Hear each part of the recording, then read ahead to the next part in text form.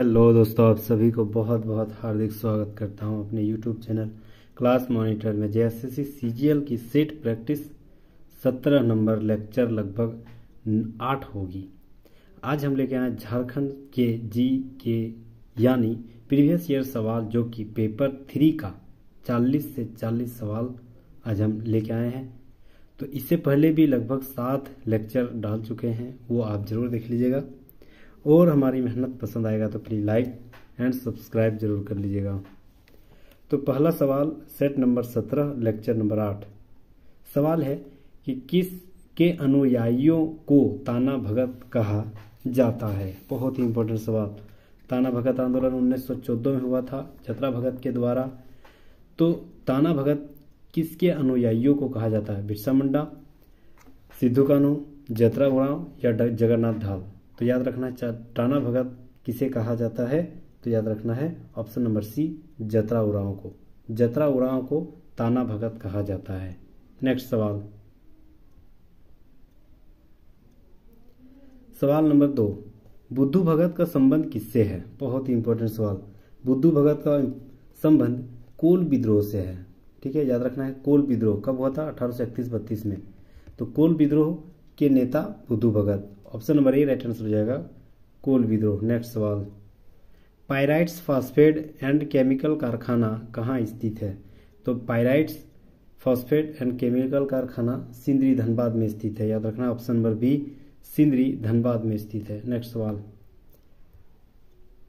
ताना भगत आंदोलन का काल क्या है? तो याद रखना है ताना भगत आंदोलन का काल 1913-14 के अंतर्गत हुआ था। याद रखना है राष्ट्रीय आंदोलन में भी ताना भगत ने बढ़ चढ़ कर हिस्सा लिया था, जो कि महात्मा गांधी के साथ कदम से कदम मिला के चले थे। तो ताना भगत का आंदोलन कब हुआ था? 1913-14 के तहत, ठीक है, काल में जतरा भगत के द्वारा, जतरा भगत के नेतृत्व में यह आंदोलन की शुरुआत हुई थी। नेक्स्ट सवाल, 5वां नंबर, झारखंड का क्षेत्रफल अविभाजित बिहार का कितना प्रतिशत है? बहुत ही इंपॉर्टेंट सवाल। बिहार का कितना प्रतिशत क्षेत्रफल झारखंड में सम्मिलित किया गया है? तो याद रखना है ऑप्शन नंबर सी, 46%। 46% अविभाजित बिहार का क्षेत्रफल झारखंड में सम्मिलित किया गया था। नेक्स्ट सवाल, बिरसा मिरिक बिहार कहाँ स्थित है? तो याद रखना है बिरसा मिरिक बिहार खूंटी में स्थित है। याद रखना है option number A, Birsa Mirik Bihar option number C यानी खूंटी में स्थित है। ऑप्शन नंबर ए खूंटी में स्थित है। नेक्स्ट सवाल आते हैं, किसने मुगल अफगान संघर्ष यानी 1530-40 के दौरान झारखंड क्षेत्र का कई बार उपयोग किया था?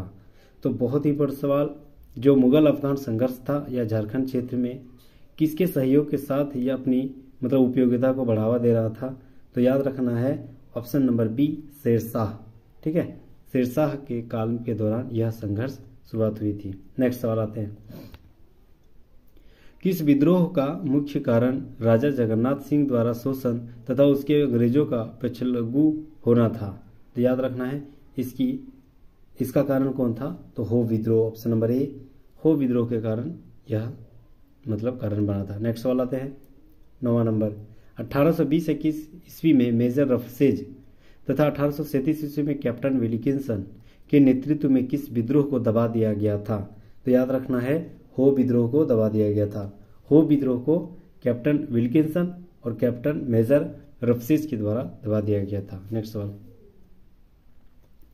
1820-21 ईस्वी में मेजर रफसेज पर हो जनजाति के लोगों ने किस नदी के किनारे आक्रमण हुआ था? तो याद रखना है किस नदी के किनारे?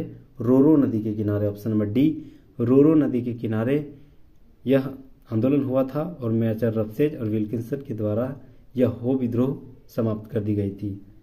नेक्स्ट सवाल, 11 नंबर, किस मुगल बादशाह के समय में 1585 ईस्वी में मुगल साम्राज्य और झारखंड के बीच वास्तविक संपर्क स्थापित था? तो याद रखना है इस टाइम कौन थे? तो अकबर, महान Akbar. Option number A right answer हो जाएगा, अकबर। नेक्स्ट सवाल है, मेजर रफसेज ने किस वर्ष को दियूम चिन्हित क्षेत्र में प्रवेश किया था? तो याद रखना है दियूम चिन्हित क्षेत्र में प्रवेश 1820 ईस्वी में, सन 1820 ईस्वी में हुआ था रफसेज के द्वारा। नेक्स्ट सवाल आते हैं 13 नंबर, अकबर के किस सेनापति के नेतृत्व में मुगल सेना ने 1585 ईस्वी में छोटा नागपुर खास के नागवंशी शासक मधुकरण शाह को मुगलों का अधीनस्थ बनाया था? बहुत ही इंपॉर्टेंट सवाल है। तो याद रखना है शहबाज खां कबू। शहबाज खां के द्वारा अकबर के सेनापति था। इन्होंने ही 1585 में छोटा नागपुर क्षेत्र में नागवंशी राजा मधुकरण शाह को मुगलों के अधीनस्थ बनाया था। ठीक है, शहबाज खान। नेक्स्ट सवाल आते हैं 14 नंबर। सवाल है नागवंशियों के प्रथम राजा का नाम क्या था? तो नागवंशियों के प्रथम राजा का नाम फनी मुकुट राय था। ठीक है, कब हुआ था? तो 64 ईसा पूर्व में फनी मुकुट राय राजा बने थे। और याद रखना है फनी मुकुट राय पहला राजा था नागवंशियों का। नेक्स्ट सवाल आते हैं 15 नंबर। 1616 ईस्वी में कर नहीं देने के कारण किस महाराजा को जहांगीर ने ग्वालियर के किले में कैद कर लिया था? तो याद रखना है दुर्जन साल, ऑप्शन नंबर डी। दुर्जन साल को जहांगीर ने 1616 ईस्वी में कहाँ कैद कर लिया था? ग्वालियर के किले में। बहुत ही इंपॉर्टेंट सवाल है ये, दुर्जन साल को कैद कर लिया था क्योंकि टैक्स नहीं दे रहा था। तो फिर हालांकि 6000 रुपये टैक्स देने के कारण जब दुर्जन साल मान गए तब जहांगीर के द्वारा इसे रिहा कर दिया गया। नेक्स्ट सवाल आते हैं 16 नंबर। छोटा नागपुर खास के लिए 1773 ईस्वी में सर्वप्रथम किसे सिविल कलेक्टर नियुक्त किया गया? तो याद रखना है सर्वप्रथम civil collector Whitley, option number A, Whitley को नियुक्त किया गया था। कब? 1773 ईस्वी में, क्योंकि 1773 के पहला रेगुलेटिंग एक्ट आया था तो बहुत सारा बदलाव भी हुआ था, मतलब ईस्ट इंडिया कंपनी में जो रूल रेगुलेशन है। तो छोटा नागपुर खास में क्या बदलाव हुआ था? पहला सिविल कलेक्टर व्हिटली को नियुक्त किया गया था। Option number A right answer. Next सवाल, क्षेत्रफल की दृष्टि से झारखंड का सबसे बड़ा जिला कौन सा है? तो याद रखना है सबसे बड़ा जिला पश्चिमी सिंहभूम है। याद रखना है पश्चिमी सिंहभूम है। नेक्स्ट सवाल आते हैं, और सबसे छोटा जिला रामगढ़। नेक्स्ट सवाल आते हैं, अंशुता लकड़ा किस खेल से संबंधित है? इंपॉर्टेंट सवाल। अंशुता लकड़ा हॉकी से संबंधित है। ऑप्शन नंबर ए, हॉकी से संबंधित है, हॉकी प्लेयर है। नेक्स्ट सवाल, झारखंड की द्वितीय राजकीय भाषा क्या है? तो याद रखना है झारखंड की द्वितीय राजकीय भाषा उर्दू है। याद रखना है उर्दू। पहला क्या है? हिंदी, और दूसरा क्या है? उर्दू। याद रखना option number B, option number A right answer. Next सवाल, क्षेत्रफल की दृष्टि से झारखंड का सबसे बड़ा प्रमंडल कौन सा है? तो याद रखना क्षेत्रफल की दृष्टि से सबसे बड़ा प्रमंडल उत्तरी छोटा नागपुर प्रमंडल है। 5 को प्रमंडल है, उत्तरी छोटा नागपुर, दक्षिणी छोटा नागपुर, पलामू क्षेत्र, कोल्हान और राजमहल संथाल परगना। तो याद रखना है उत्तरी छोटा नागपुर सबसे बड़ी प्रमंडल है और सबसे छोटा पलामू प्रमंडल है। याद रखना है ना, पलामू प्रमंडल सबसे छोटा और उत्तरी छोटा नागपुर सबसे बड़ा। नेक्स्ट सवाल आते हैं सेट नंबर 18। सेट नंबर 18 का पहला सवाल, बिरसा आंदोलन का मुख्य केंद्र कहाँ था? तो याद रखना है बिरसा आंदोलन का मुख्य केंद्र कहाँ था? तो याद रखना है Khunti, option number B Khunti.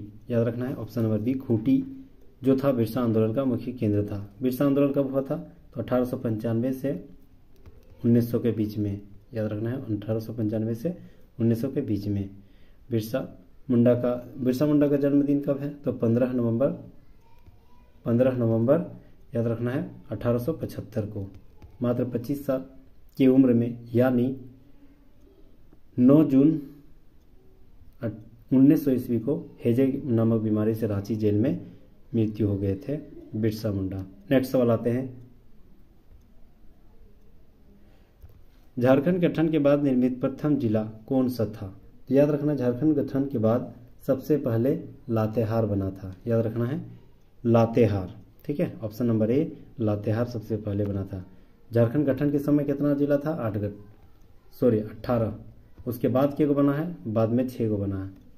Next सवाल आते हैं, किस आंदोलन की शुरुआत कुड़ुख धर्म के नाम से जाना जाता है? तो कुड़ुख धर्म किस कुड़ुख धर्म के नाम से जाना जाता है किस आंदोलन को?